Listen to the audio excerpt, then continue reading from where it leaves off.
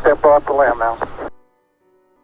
I have a dream that one day That's one small step for man. uma emoção и давайте пример для всех народов земли. Brasil acima de tudo, Deus acima de tudo.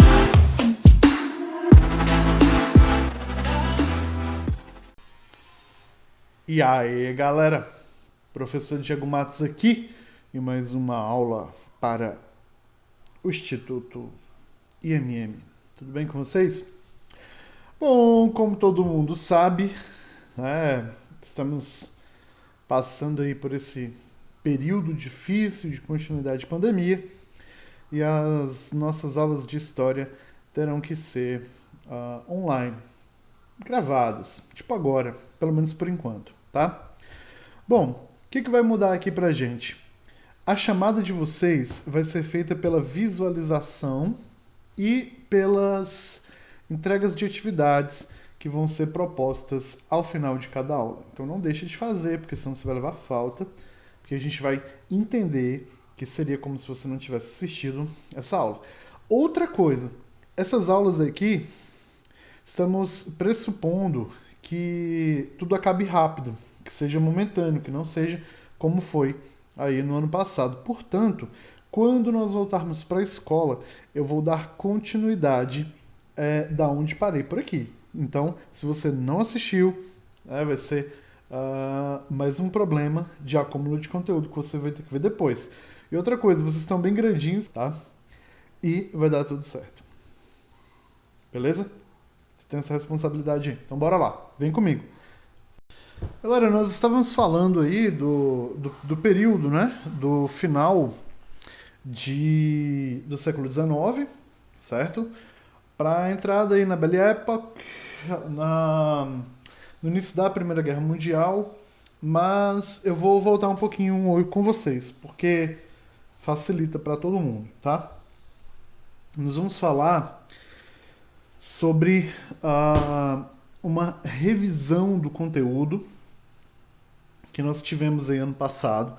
É importante para a gente poder linkar, tá? A Belle Époque, o assassinato do Francisco Ferdinando, que vai gerar a Primeira Guerra Mundial, as coisas que estavam acontecendo no Brasil, e quando a gente terminar essa revisão, que é fundamental para a nossa compreensão, nós voltamos aí no assunto da Primeira Guerra, tá? Então pausa esse assunto.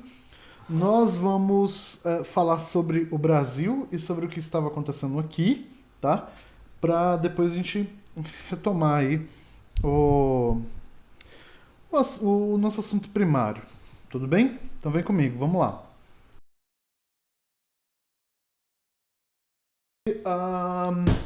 O Dom Pedro II, certo? Falamos um pouco aí, relembrando os acontecimentos, né, do ano passado, que eu sei que você lembra muito bem, certo? Que foram aí, no caso, a vinda da família real para o Brasil, feito aí depois da Revolução Francesa pelo Napoleão Bonaparte, que começou a criar aí, no caso, o que vai acontecer a partir de então? Devido ao fato de Napoleão estar destronando as famílias reais da Europa, ele chegou até Portugal e, em uma medida desesperada, a família real havia fugido. Saiu do estrangeiro. Não! Não! Não! Não! Não!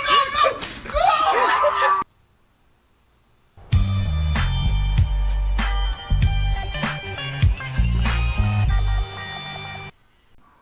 Pois é, então assim, vimos que Portugal, Dom João, família real, escapou por pouco. Escapou inclusive quando os canhões aí da armada de Napoleão, do general Junot, ok? Que inclusive, são um detalhe, né? Diz Laurentino Gomes, que era a armada mais zerruelenta que tinha, assim, era tipo a sobra do exército, tá ligado? Mandaram os soldados franceses todos maltrapilhos a atravessarem a Espanha e chegarem até Portugal para poder pegar a família real, e eles conseguiram escapar, tá? Uns falam que foi fuga, outros falam que foi estratégia, mas enfim, o que interessa pra gente, né? Não vamos nos prender aí, meus queridos, a miudezas. O que nos interessa é simplesmente que Portugal, né, o governo português, através da família real, através da figura de Dom João, havia chegado ao Brasil. Sabemos, né, que Dona Maria Piedosa, conhecida na época como Maria Louca, isso em 1808, tá? Ela estava afastada do governo por conta, não de coronga não, você ia falar de Covid, né? Não estava afastada por coronga não, ela estava afastada por conta que ela podia estar com possível esquizofrenia, ela estava com problemas, estava afetada mentalmente, né? Como a gente já havia comentado em sala, e o governo estava nas mãos de Dom João, e ele era príncipe regente, e ele no caso só vira Dom João VI depois que ela falece, tá?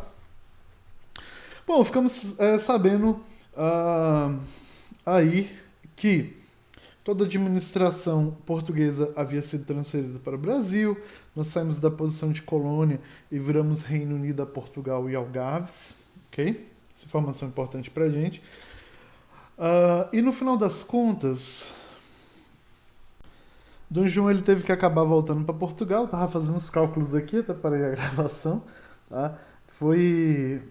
Só que eu não terminei de calcular ainda, né? Foi de 1808 a 1821. Tá? 1921, Dom João teve que retornar a Portugal por conta que estava rolando aí a Revolução do Porto, né? A Revolução Liberal do Porto. E deixou aqui o Dom Pedro I. Né? Então, com o desencadear das coisas, Dom João queria fazer um duplo reinado, uma tabelinha, tá ligado? Uma duplinha carioca aí com seu filho, né? Pedro I. Ele governando em Portugal e Dom Pedro aqui. Só que chegando lá, Dom João foi obrigado a assinar uma nova constituição que tirava dele aí os poderes do absolutismo monárquico, né? Limitou os seus poderes, obviamente, colocou esses poderes como poderes constitucionais, ou seja, a partir daquele momento, Dom João tinha que responder aí ao conjunto de leis e de poderes que estavam inseridos na nova Constituição. Né? E monarquista que vai perder o poder não curte muito essas coisas. Solução foi que, com a pressão de Portugal em cima de Dom João, em cima de Dom Pedro acabou aí se associando com a elite paulista, maçons poderosíssimos, né, da política brasileira, e tivemos então a independência do Brasil. Tudo bem? A independência do Brasil rolou. Nós vamos ter a nossa primeira Constituição, né, brasileira, independente aí de Portugal.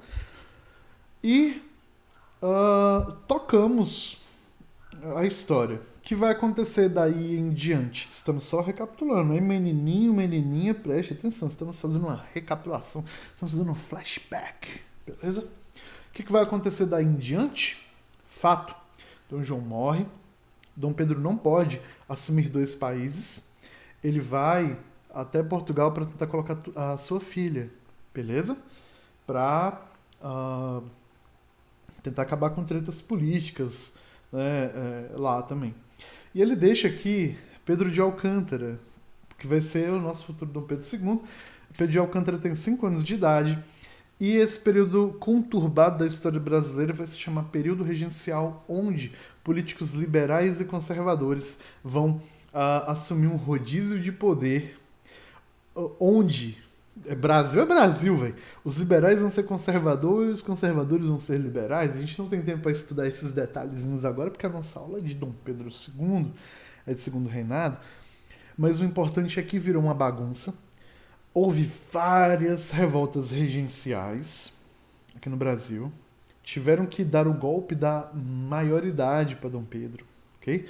Dom Pedro estava fazendo aí cerca de 15 anos de idade, ele acabou tendo o título de 18. Na verdade, antes dele completar 15, né, ele ganhou aí esse título. Cê é louco, cachoeira!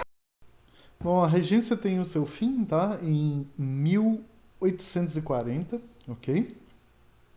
É onde o Pedro de Alcântara, né, vira coroado aí como Dom Pedro II e começa, né, toda a história de Dom Pedro, um homem inteligentíssimo, um rapaz iluminado por Deus, fotógrafo, gostava de desenhar, biólogo, sabia várias línguas, era colecionista, não se envolveu com tantas tretas. Você é o bichão mesmo, hein, doido?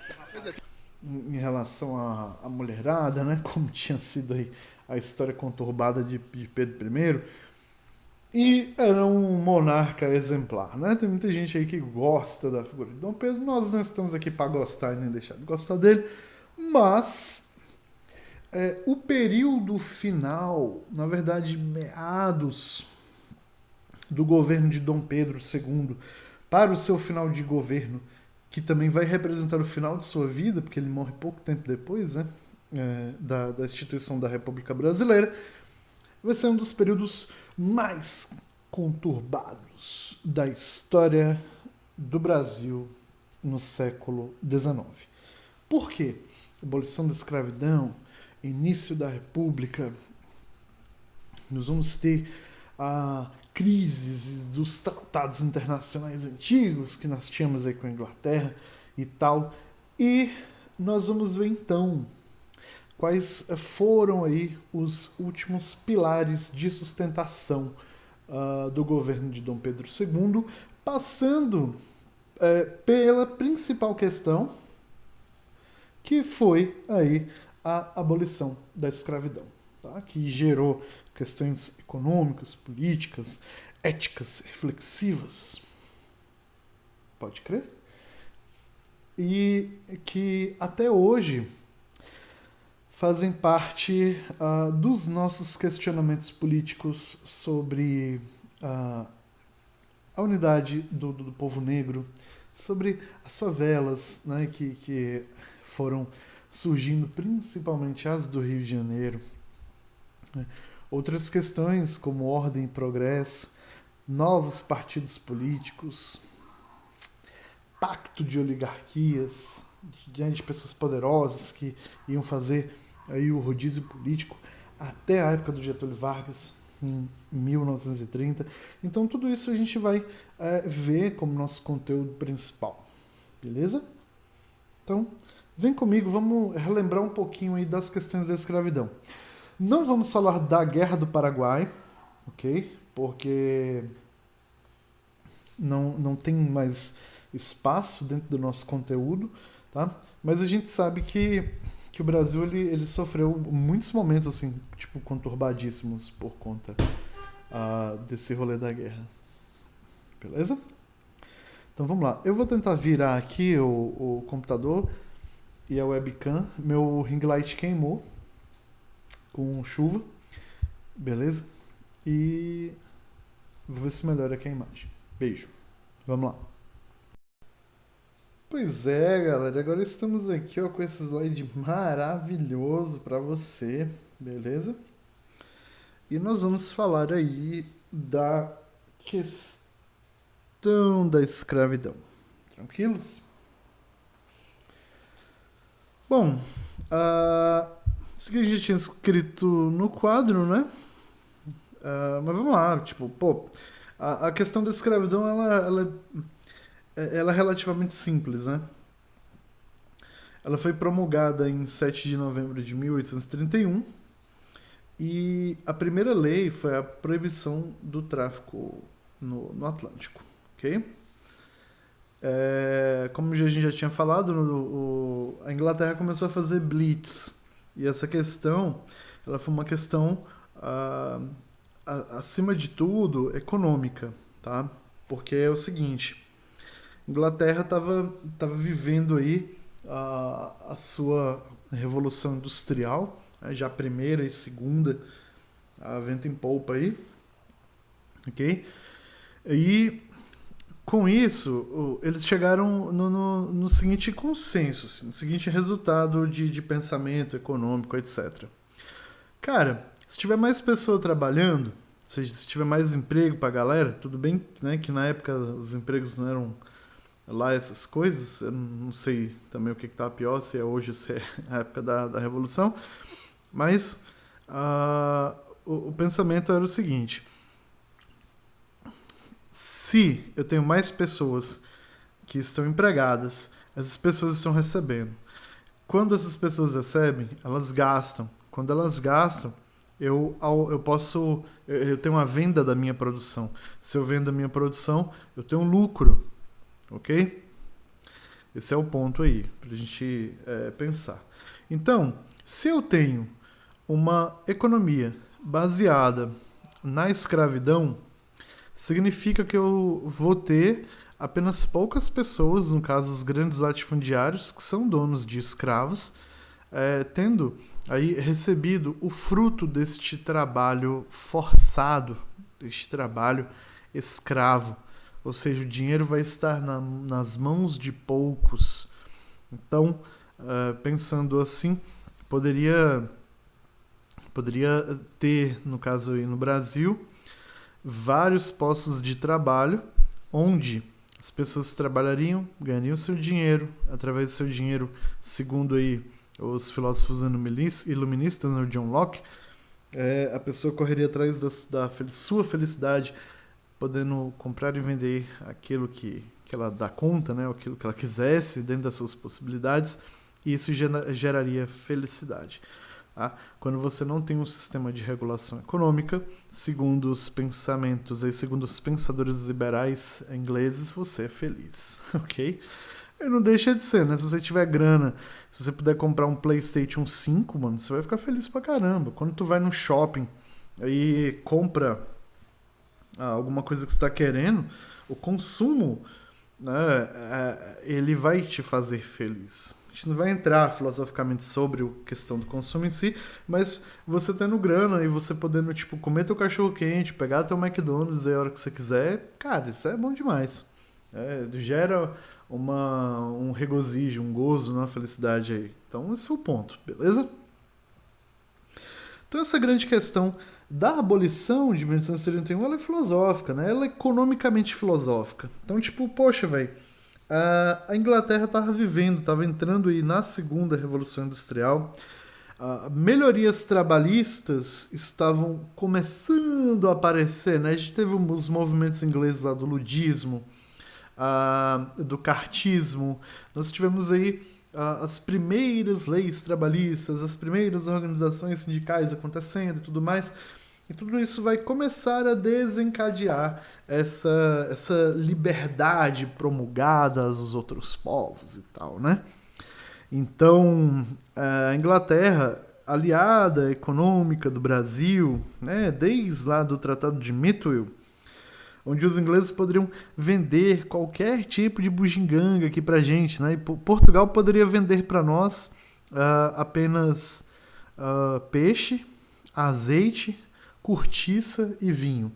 E os ingleses poderiam vender a Portugal, que repassaria uma colônia, qualquer tipo de coisa. Então era comum você ver pele de urso na Bahia,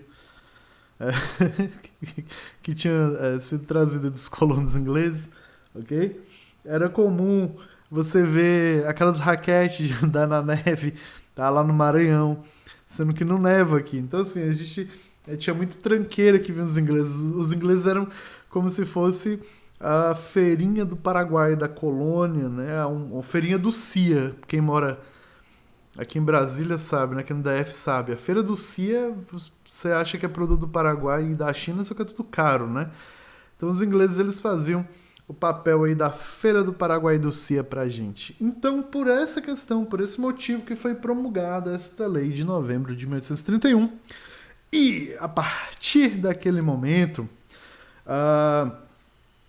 os navios brasileiros que fossem achados traficando gente da África iriam receber ou poderiam receber um julgamento sumário, tá? Um julgamento de pirataria. Esses navios negreiros seriam considerados navios piratas. Did no one come to save me just because they missed me? Beleza? Olha que louco, velho. Cê é louco, cachoeira!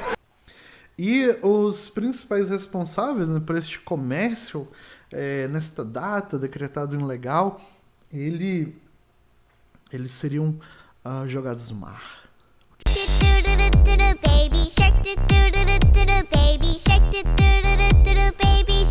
Ok? E como já mencionado na sala de aula, possivelmente os ingleses jogavam aí, faziam suas apostas em quem ia ser comido pelos tubarões do Atlântico ou quem ia se afogar primeiro, né? Comer muito peixe, porque o peixe é um dos alimentos que ajudam a melhorar a inteligência. Então o Kiko precisa comer todo dia uma baleia? Isso mesmo! O Kiko ia ter que comer uma baleia por dia! Pois eu vou acabar comendo você!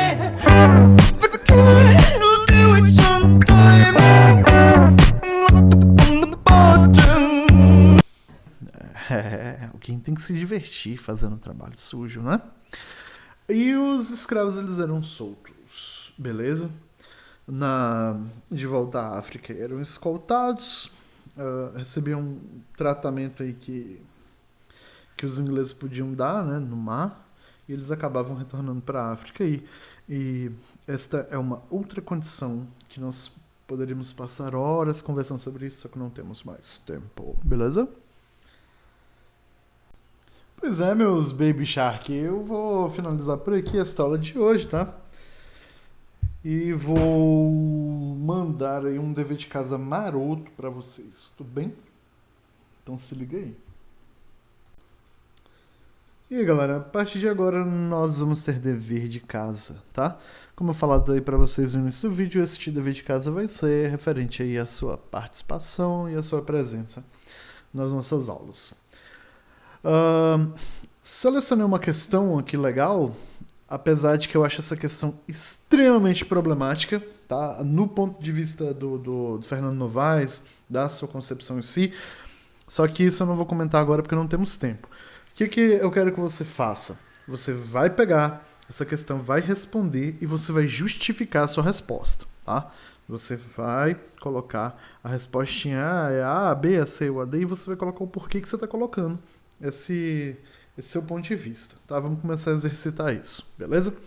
Então vamos lá, FUVEST 2012, né? Os indígenas foram também utilizados em determinados momentos, e sobretudo na fase inicial da colonização do Brasil, nem se podia colocar problema nenhum de maior ou melhor aptidão ao trabalho escravo.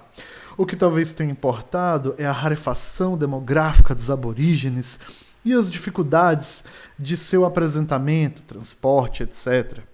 Mas a preferência pelo africano revela-se, mais uma vez, a engrenagem do sistema mercantilista de colonização.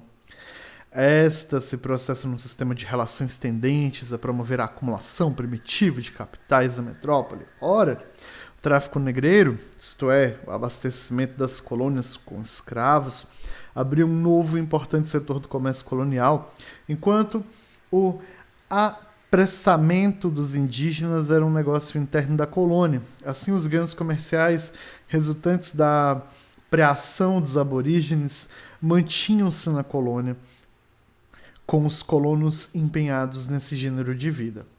A acumulação gerada no comércio de africanos, entretanto, fluía para a metrópole, realizava seus mercadores metropolitanos enganjados no abastecimento dessa mercadoria. Este talvez seja o segredo da melhor adaptação do negro à lavoura escravista. Paradoxalmente, é a partir do tráfico negreiro que se pode entender a escravidão africana colonial e não ao contrário. Questão aí do nosso Fernando Novaes, Portugal e Brasil, crise do sistema colonial. Ele já deu a resposta toda nesse texto. Só que a FUVEST, ela é malandra e ela colocou, na verdade ela selecionou esse pedacinho do texto aí, porque ele tem um vocabulário bastante elevado. Então, apesar da resposta estar explícita, você tem que manjar de algumas coisas aqui, que a gente vai falar na próxima aula. Então tá, aqui tá falando, nesse trecho o autor afirma que na América Portuguesa, os escravos indígenas eram de mais fácil obtenção do que os de origem africana, e por isso a metrópole optou pelo uso dos primeiros, já que eram mais produtivos e mais rentáveis. B. Os escravos africanos aceitavam melhor o trabalho duro dos canaviais do que os indígenas, o que justificava o empenho de comerciantes metropolitanos em gastar mais a obtenção na África, né, daqueles trabalhadores. C. O comércio negreiro só pode prosperar porque alguns mercadores metropolitanos preocupavam-se com as condições de vida dos trabalhadores africanos, enquanto que outros os consideravam mercadoria. D. A rentabilidade propiciada pelo emprego da mão de obra indígena contribuiu decisivamente para que, a partir de certo momento, também escravos africanos fossem empregados na lavoura, o que resultou em um lucrativo comércio de pessoas. E a E. O principal motivo da adoção da mão de obra de origem africana era o fato de que esta precisava ser transportada de outro continente, o que implicava a abertura de um rentável comércio para a metrópole, que se articulava perfeitamente às estruturas do sistema de colonização. Então, respondam aí, nós vamos comentar essa questão, ela é muito rica nos nossos saberes aí, beleza? Beijo do gordo, fiquem com Deus e tchau.